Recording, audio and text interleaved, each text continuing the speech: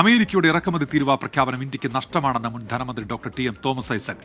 Trump Modi സൗഹൃദം America കാര്യമായി എടുത്തില്ല. ഇന്ത്യയിലെ കർഷകരെ ഇല്ലാതാക്കാൻ അമേരിക്ക ശ്രമിക്കുകയാണെന്നും ഡോക്ടർ ടി എം തോമസ് ഐസക്കിന്റെ കുറ്റപ്പെടുത്തൽ.